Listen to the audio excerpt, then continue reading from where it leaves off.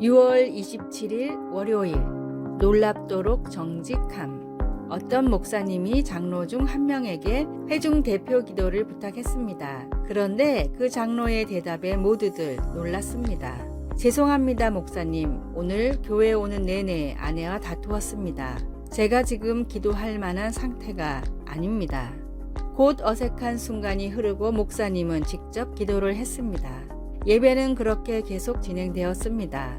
나중에 그 목사님은 개인적으로 미리 부탁하는 일 없이는 절대로 예배 중에 대표 기도를 부탁하지 않겠다고 다짐했습니다. 대표 기도를 사양했던 그 장로는 가식적으로 반응하는 것이 더 쉬울 수도 있었던 그 자리에서 놀랍도록 정직한 모습을 보여주었습니다. 하지만 여기서 우리는 기도에 대한 더 큰 가르침을 배울 수 있습니다. 하나님은 사랑의 아버지이십니다. 만일 내가 남편으로서 하나님의 아끼시는 딸인 내 아내를 존중하지 않고 공경하지 않는다면 어찌 하늘에 계신 내 아내의 아버지께서 내 기도를 들어주실까요? 베드로 사도는 이에 대해 흥미로운 관찰을 한 바가 있습니다. 그는 남편들에게 아내들을 그리스도 안에 동등한 상속인으로 존중함으로써 그들의 기도가 막히지 않게 하라고 가르쳤습니다. 여기에 깔려있는 원칙은 우리의 관계가 우리의 기도 생활에 영향을 끼친다는 점입니다. 우리가 형제 자매들을 대할 때 주일용 미소와 거칠애 뿐인 거룩함을 참신한 정직함으로 바꾼다면 어떤 일이 일어날까요? 하나님께서 우리를 통하여 어떤 일을 이루실까요? 말씀. 남편들아, 너희 아내와 동거하고 그를 귀히 여기라. 이는 너희 기도가 막히지 아니하게 하려 함이라. 베드로전서 3장 7절에서 12절. 찬송 218장 내 맘과 정성을 다하여서. 기도. 우리가 모든 관계 속에서 사랑과 존중으로 서로를 대하도록 도와주셔서 이 세상이 당신이 만들어내는 차이점들을 깨닫게 하소서. 우리에게 기도하는 법을 가르쳐 주소서. 아멘.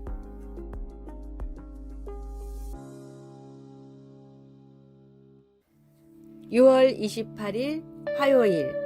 런치 레이디의 탄생. 미국의 유명 만화가 자렛 크로자스카가 모교인 초등학교를 찾았습니다. 그런데 몇십 년 전에 급식 아줌마가 아직도 일하는 것을 보고는 자기도 모르게 아직도 여기서 일하고 계시네요 라고 말을 걸었는데 놀랍게도 그 아줌마는 자렛을 기억하고 있었습니다. 그렇게 오랜 시간 아줌마와의 대화가 이어졌습니다. 그리고 그 아줌마가 가족을 위해 이 일을 한다는 것도 이 일에 자부심을 가지고 있다는 것도 알게 되었습니다. 집으로 돌아간 자렛은 이 만남을 통해 학교에 찾아오는 돌연변이 악당들을 퇴치하는 영웅 런치 레이디라는 작품의 힌트를 얻었고 작품이 나오자마자 그 아줌마에게도 보내주었습니다. 그런데 이 한 권의 책이 놀라운 반향을 일으켰습니다. 그림책이 인기가 높아지며 전국의 영양사와 급식 아줌마들이 자부심을 갖기 시작했습니다. 영양사협회는 런치 레이디의 날을 제정했으며 급식 아줌마들은 스스로 모여 소외받는 아이들을 찾아다니며 밥을 해주는 봉사를 시작했습니다. 자렛이 그림책을 보내준 급식 아줌마는 유언으로 런치 레이디를 자신의 관에 함께 넣어달라고 했을 정도였습니다. 하나님이 창조하셨기에 소중하지 않은 사람은 한 명도 없습니다. 오늘의 말씀. 기름과 향이 사람의 마음을 즐겁게 하나니 친구의 충성된 권고가 이와 같이 아름다우니라. 잠언 27장 9절. 오늘의 찬송 436장 나 이제 주님의 새 생명 얻은 몸. 오늘의 만나. 소외된 자들의 친구가 되어주고 이야기를 들어주게 하소서. 오늘 만나는 사람들을 하나님의 귀한 자녀로 생각하십시오.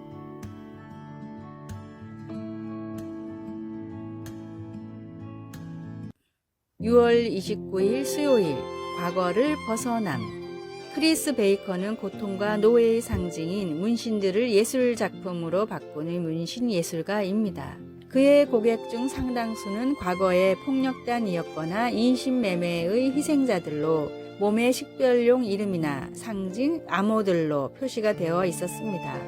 크리스는 이것들 외에 새 문신을 그려서 그것들을 아름다운 예술 작품으로 바꿔 놓습니다. 크리스 베이커가 피부 위에 하는 일을 예수님은 영원해 하십니다. 주님은 우리 모습 그대로를 받아들이고 우리를 변화시켜 주십니다. 성경은 누구든지 그리스도 안에 있으면 새로운 피조물이라 이전 것은 지나갔으니 보라 새 것이 되었도다 라고 말씀합니다. 주님을 알기 전에 우리는 어떻게 되든 욕심이 이끄는 대로 살고 우리 삶도 그런 모습을 그대로 보여줍니다. 그러나 우리가 회개하고 그리스도와 함께 걷기 시작하면 예전에 우리를 지배하던 욕정과 유혹은 이전 것이 되어 사라져 버립니다. 모든 것이 하나님께로서 났으며 그가 그리스도로 말미암아 우리를 자기와 화목하게 하시고 그렇지만 새 사람으로서의 삶이 언제나 쉬운 것은 아닙니다. 옛 습관을 끊어버리는 데에는 시간이 많이 걸리기도 합니다. 예전의 삶을 지배하던 생각들과 싸워야 하기도 합니다. 그래도 시간이 좀 지나면 성령님이 우리 안에 역사하셔서 우리에게 내적인 힘을 주시고 주님의 사랑을 이해하게 해 주십니다. 말씀 그런즉 누구든지 그리스도 안에 있으면 새로운 피조물이라. 찬송 214장 나 주의 도움 받고자. 기도 주님의 죽음을 이기시고 부활하심에 감사드립니다. 죄를 이기심으로 우리가 용서받고 주님 안에서 새 삶을 누릴 수 있습니다. 아멘.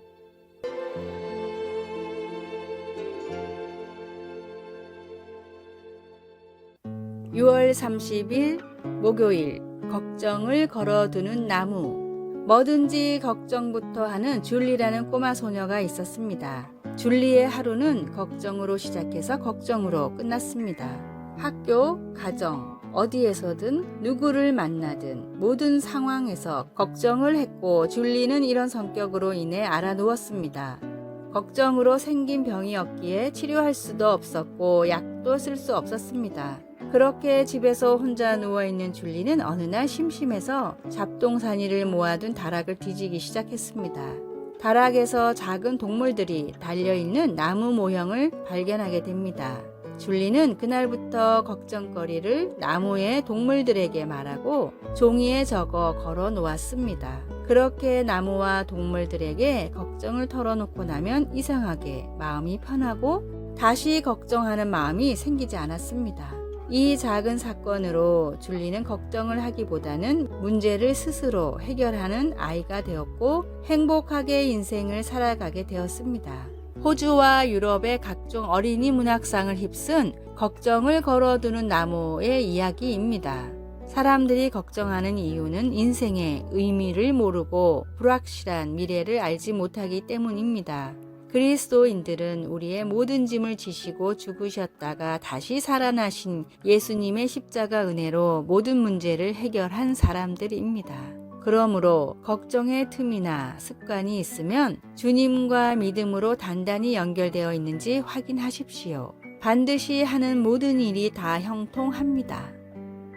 오늘의 말씀 여호와께서 주시는 복은 사람을 부하게 하고 근심을 겸하여 주지 아니하시느니라. 잠언 10장 22절. 오늘의 찬송 413장 내 평생에 가는 길. 오늘의 만나 불확실한 미래에 두려워 말고 구원의 확신에 기뻐하십시오.